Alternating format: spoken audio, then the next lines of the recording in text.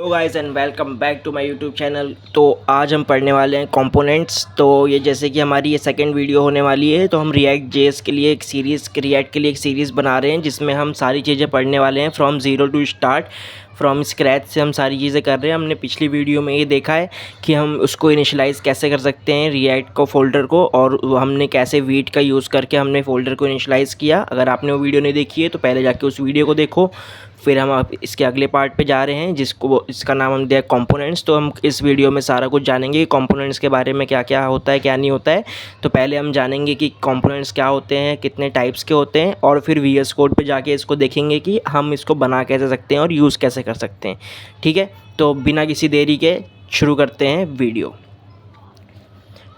So guys, जैसे आप देख सकते हो कि हम चालू कर रहे हैं अपना components. So what is components? तो कंपोनेंट्स होता क्या है? तो if we talk about components, तो कंपोनेंट एक बहुत ही छोटा पीस ऑफ कोड होता है हमारे पूरे वेबसाइट के कोड के अंदर।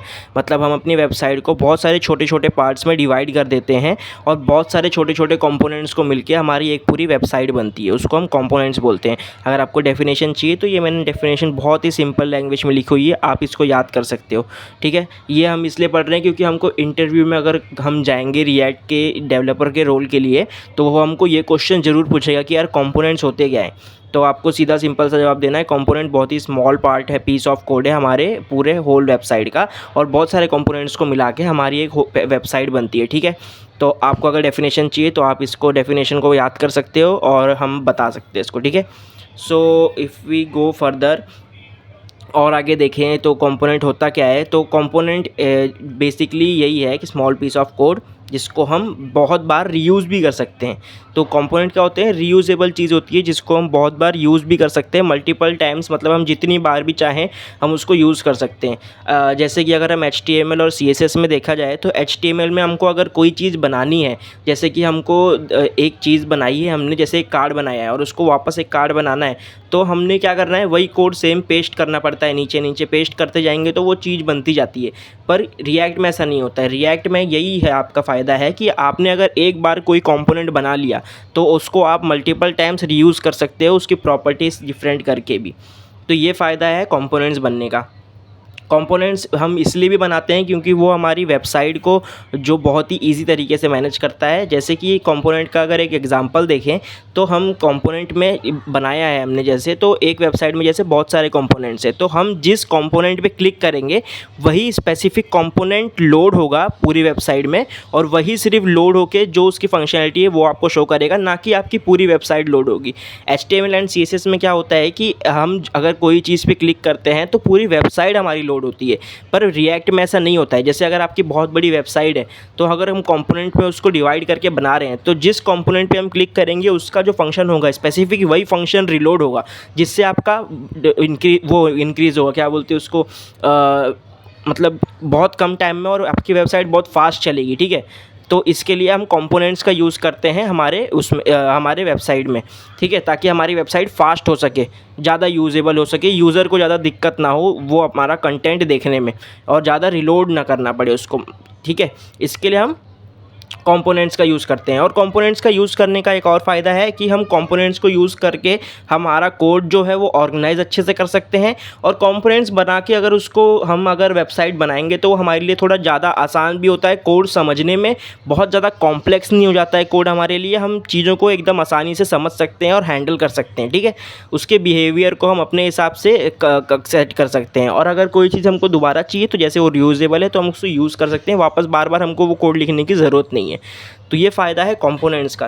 तो यार बेसिकली कंपोनेंट्स जो होते हैं ना वो दो टाइप्स के होते हैं रिएक्ट में। ठीक है, एक होता है क्लास कंपोनेंट्स और एक होता है फंक्शनल कंपोनेंट्स।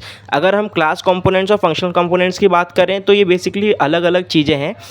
बेसिकली अगर देखा जाए तो कंपोनेंट दो ही टाइप्स के हैं, क्लास और फंक्शनल। अगर हम क्लास कंपोनेंट को ध्यान से देखें तो क्लास कंपोनेंट आपकी डिपेंड करता है ES6 क्लास के ऊपर। जैसे कि आपको पता है रिएक्ट में ES6 क्लासेस हैं, तो जो हमारा क्लास कंपोनेंट है वो डिपेंड करता है ES6 क्लासेस के ऊपर। तो होता क्या है बेसिकली, ये आपसे प्रॉपर्टीज़ लेता है। हम जो प्रॉपर्टीज़ इसको पास करेंगे, जो प्रॉप्स पास करेंगे, वो हमसे लेगा और उसको HTML कंटेंट में कन्वर्ट करके दिखाएगा।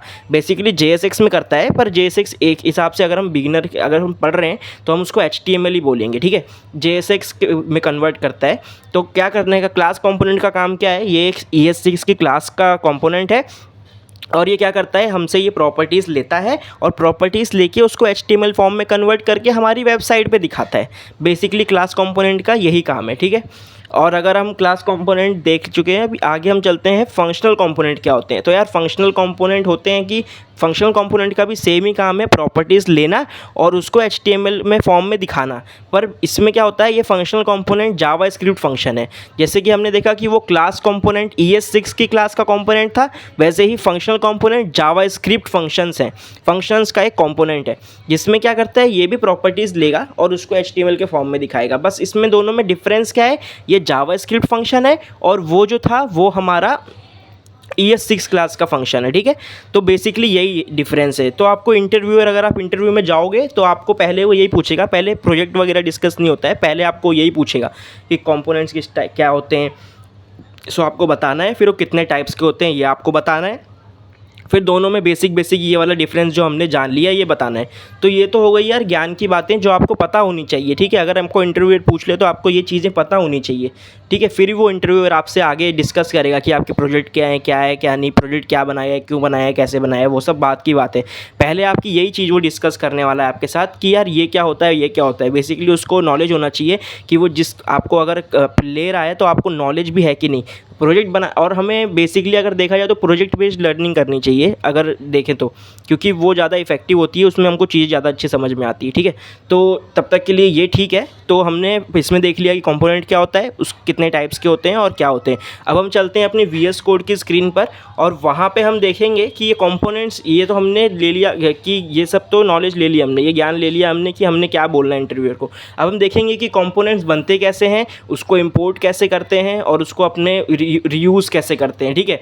तो चलते हैं अपने VS कोड की होम स्क्रीन पर और वहाँ पे हम देखेंगे आगे का कि हम कौन सी चीज़ कैसे यूज़ करते हैं, ठीक है। तो आ जाओ अपनी VS कोड की स्क्रीन पर।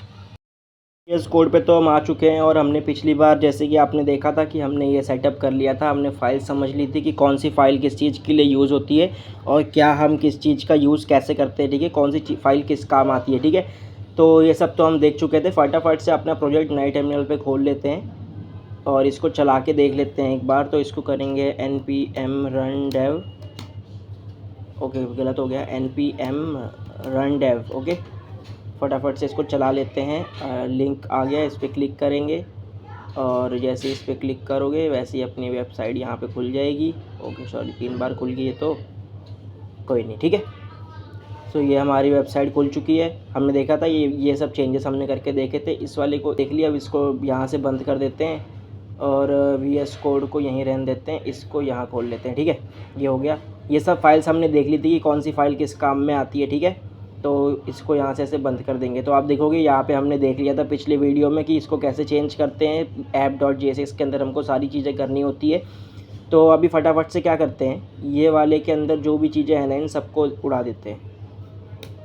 उड़ा दिया, एम्प्टी ब्रैकेट्स लगा देते हैं, ठीक है। ये पूरा प्लेन हो गया, ठीक है, सब प्लेन है। अभी हमने सारी चीज़ें हटा दी है इस पे से, ठीक है। तो और इसका भी हमको काम नहीं है, तो एक काम करते हैं, इसको भी हटा देते हैं यहाँ से और इसका भी कोई काम नहीं है तो इसको भी हटा देते हैं, ठीक है। तो ये हमारा बाय डिफ़ॉल्ट शीट हो गया। हमने इसको थोड़ा क्लियर कर लिया है, ठीक है। तो यहाँ पे लिख के देख लेते हैं थोड़ा सा, पी के अंदर कोड दैट मैटर्स, अपने चैनल का नाम लिख के देख लिया और ठीक है, इसके नीचे एक बटन बना देते हैं नॉर्मल सी, इस पे लिख देंगे सब्सक्राइब,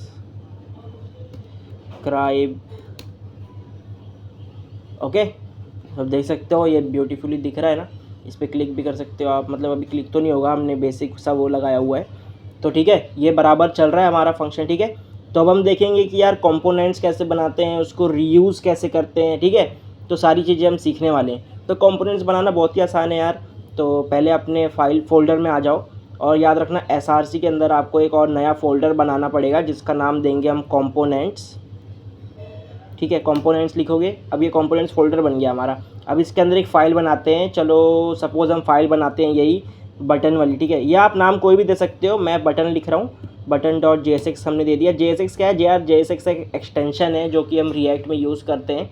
जैसे ES6 क्लास वाला हमने देखा है अभी, तो ये रिएक्ट में एक एक्सटेंशन है, जावास्क्रिप्ट फंक्शन, मतलब जावास्क्रिप्ट का एक एक्सटेंशन है JSX जो हम इसमें यूज़ करते हैं। तो यार इसकी एक बॉर्डर प्लेट बना लेते हैं RAFC, और देखोगे ये बॉयलर प्लेट हमारी बन चुकी है, ठीक है। ये कैसे बनी अभी आप बोलोगे, तो पहले चलिए एक्सटेंशन में, फटाफट से एक्सटेंशन में जाने के बाद एक्सटेंशन में आप सर्च कर लो फटाक से कौन सा ES7 प्लस वाला, ये वाला एक आप ये इंस्टॉल कर लो। मैं इसको आपको बड़ा करके दिखा देता हूँ एक बार, ठीक है। तो ES7 वाला ये वाला एक डाउनलोड कर लो, और एक ये ES7 वाला, ये दो एक्सटेंशन डाउनलोड कर लो, जिसकी वजह से आप अगर RAFC वगैरह लिखोगे तो आपको पूरा बॉयलर प्लेट आपको दे देगा। तो ये वाली लाइब्रेरी से इंस्टॉल कर लेना, थोड़ा इजी पड़ता है बाकी चीज़ें को मैनेज करना, इसके लिए आप ये वाला इंस्टॉल कर सकते हो, ठीक है। तो कहाँ थे हम, ठीक है। तो हमने ये बना लिया, इसको बंद कर देते हैं और इसको वापस से खोल देते हैं ऐसे, ठीक है, ओके। तो ये हमारा बन गया एक नया। तो यार RAFC लिखने के बाद हमको कौन कौन सी चीज़ें मिली ये हम फटाफट से एक बार देख लेते हैं, ठीक है। ये हमने क्या किया है, कंपोनेंट का बॉयलर प्लेट बनाया है। तो इसमें क्या किया, इंपोर्ट रिएक्ट फ्रॉम रिएक्ट, और हमने एक फंक्शन बना लिया है बटन, जो कि एरो फंक्शन के अंदर हमको रिटर्न दे रहा है, और डिव में हमको ये दे रहा है जो भी हम इसमें लिखेंगे वो, ठीक है। तो डिव के अंदर एक हमने बना लिया बटन, ठीक है। एक बटन बना लेते हैं हम, बटन, सॉरी बटन बना लेते हैं, ठीक है। बटन बना लिया, इसको बंद कर दिया, ये हमारा बटन हो गया। इसके अंदर लिख देंगे सब्सक्राइब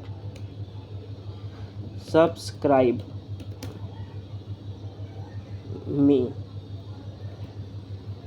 ओके। ये हमने बटन बना ली, ठीक है। ये अब हमने एक कंपोनेंट बना लिया। अब इसमें क्या क्या है देखते हैं। तो यार पहले हमको इंपोर्ट जो करना है वो है, इसके बाद हमने एक फ़ंक्शन बना लिया कॉन्स्ट बटन, और ये जो फंक्शन हमने बताया बटन, इसको यहाँ से एक्सपोर्ट कर लिया बटन के फॉर्म में।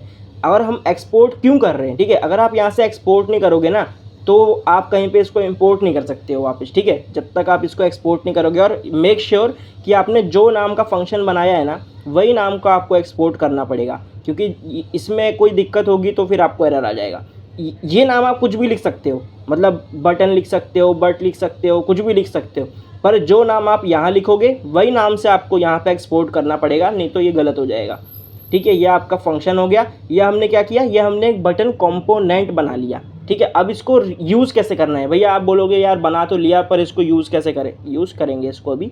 तो ये क्या कर दिया हमने, इसको यहाँ से बंद कर देता हूँ, नहीं बंद क्यों करना, ऐसे ही रहने दो इसको। ये बटन बना लिया हमने, कहाँ बनाया है, SRC में, कंपोनेंट्स के अंदर बटन बना दिया। अब इसको मैं जाऊँगा, मेरे को कहीं दिखाना है, हमको पता है कहीं भी कुछ भी एडिट करना है अगर, तो वो कहाँ पे होना चाहिए, app.jsx के अंदर वो चीज़ होनी चाहिए, तभी वो हमको इस पर शो होगी। तो हम app.jsx में जाएंगे और मैं क्या करूँगा, इसमें ना अपना इंपोर्ट कर लेते हैं फंक्शन। तो बटन को हम इंपोर्ट कर लेंगे, नहीं हम एक काम करते हैं, इसका नाम कुछ चेंज कर देते हैं, क्योंकि हमने क्या किया है, इसको सेम ही नाम दे दिया है ना, तो शायद इसमें कुछ वो कर दे। तो इसको हम नाम दे देते हैं, इसका नाम दे देते हैं लाइक nav नाम दे देते हैं इसका, ठीक है। nav.jsx दे दिया, इसमें हमने बटन फंक्शन बनाया और ये यहाँ पे कर दिया। अब ऐप में जाके हम nav को, आप कोई भी नाम दे सकते हो फाइल को, कोई ज़रूरी नहीं है कि आपको वही नाम देना है जो मैं दे रहा हूँ, आप कुछ भी नाम दे सकते हो, ठीक है। nav को हमने यहाँ से इंपोर्ट कर लिया और यहाँ पे इंपोर्ट nav करेंगे। तो इंपोर्ट nav फ्रॉम, कहाँ से इंपोर्ट कर रहे हैं इसको हम, इसको हम इंपोर्ट कर रहे हैं SRC से, SRC के अंदर कंपोनेंट्स फोल्डर में से और कंपोनेंट्स के अंदर nav में से। जैसे आप इंपोर्ट करोगे देखोगे ये एक बटन आपको दिख रही है, ठीक है। ये हमने इसको इंपोर्ट कर लिया। अब इसको चाहो तो आप हटा भी सकते हो, इसको समझो हमने हटा दिया, ठीक है, दिख रहा है आपको। तो हमने क्या किया, एक कंपोनेंट को बनाया और उसको यहाँ पे इंपोर्ट कर लिया, ठीक है। ये nav हमने क्या किया, हमने स्टार्टिंग से देखते हैं हमने क्या किया, ठीक है। हमने क्या किया, एक कंपोनेंट्स फोल्डर बनाया SRC के अंदर, उसके बाद उस कंपोनेंट्स के अंदर एक नया फाइल बनाया जिसका नाम का कंपोनेंट का हमने यूज़ किया। आप ये कोई भी नाम दे सकते हो .js करके, इससे कोई फ़र्क नहीं पड़ता, आपको ये जो नाम है वो वहाँ पे इंपोर्ट करना पड़ेगा बस। तो ये आप कुछ भी बना सकते हो, इसका कुछ फ़र्क नहीं पड़ता, कोई भी नाम दे दो XYZ, ये वेरिएबल है, वेरी कर सकता है। उसके बाद हमने क्या करना है, यहाँ पे एक बॉयलर प्लेट बनानी है जिसमें हमको ध्यान देना है कि हमारा जो कॉन्स्ट वाला नाम है और जो डिफ़ॉल्ट वाला नाम है वो सेम होना चाहिए एक्सपोर्ट करते टाइम, ठीक है। इसके बीच में अगर आपने कुछ भी बनाया, ठीक है, अब हमने नैव बार बना लिया, अब मैं इसको बंद कर देता हूँ कि हमने ये कंपोनेंट बना लिया। अब मेरे को इसको रेंडर करना है तो मैं कैसे करूँगा, कोई भी चीज़ अगर रेंडर करनी है तो आपको app.js पे जानी पड़ेगी।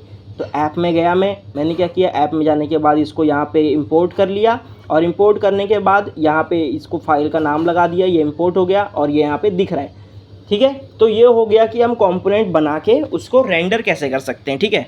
ये तो हो गई रेंडर वाली बात। तो चलिए मैंने कंपोनेंट बनाया और रेंडर हो गया। अब भैया आप बोल रहे थे कि रीयूज़ भी कर सकते हैं इसको, रीयूज़ क्या होता है। तो भाई रीयूज़ का मतलब ये होता है कि मैं क्या करूँगा, इसको अगर समझो कॉपी कर लेता हूँ और इसको मैंने नीचे एक बार और लिख दिया तो ये क्या हो गया, 2 बटन दिखा रहा है। एक बार और लिख दिया तो क्या दिखा रहा है, 3 बटन दिखा रहा है। क्यों, ये हम रीयूज़ कर रहे हैं इसको, ठीक है, हमने इसको रीयूज़ कर लिया। ये होता है कंपोनेंट बनाने का फ़ायदा। अब मेरे को बार बार ये पूरा कोड नहीं लिखना पड़ा, ये पूरा कोड मेरे को बार बार नहीं लिखना पड़ा। मैं इसको बड़ा कर देते हैं और इसको छोटा कर देते हैं, ठीक है। तो हुआ क्या, बेसिकली हमको ना ये कोड, एक सेकेंड, हमको ये कोड बार बार नहीं लिखना पड़ा, हमने एक ही बार कोड लिखा और उसको रीयूज़ किया। तो ये फ़ायदा होता है कंपोनेंट बनाने का, ठीक है। तो ये हमने बार बार किया, ठीक है। तो हमने क्या कर दिया, इसको नैव बार बना दिया, इसको बना के देख लिया कि यार मैं इसको 3-4 बार दिखा दूंगा तो ये दिख जाएगा। तो भाई ये मल्टीपल टाइम अपने कंपोनेंट्स को यूज़ कर लिया, ओके। सो नो मैटर, ये आपका हो गया कि कंपोनेंट बनता कैसा है, उसको रेंडर कैसे करते हैं और उस चीज़ों को बार बार दिखाते कैसे हैं। तो यार वीडियो अभी तक देख रहे हो ना, तो यार सब्सक्राइब कर देना यार, और कम से कम एक लाइक और एक कमेंट भी कर दो। तो आपका कुछ नहीं जाएगा पर मेरे को बहुत हेल्प हो जाएगी। तो प्लीज़ यार सब्सक्राइब कर दो मेरे चैनल को और आगे के कंटेंट के लिए फॉलो कर लो। तो यार ये आपका कंपोनेंट मैंने बता दिया आपको क्या होता है, हमने पढ़ लिया क्या होता है कंपोनेंट, हमने बना के देख लिया कैसे बनता है, क्या होता है, ठीक है। तो अब अगली वीडियो का इंतज़ार करो, तब तक के लिए गुड बाय।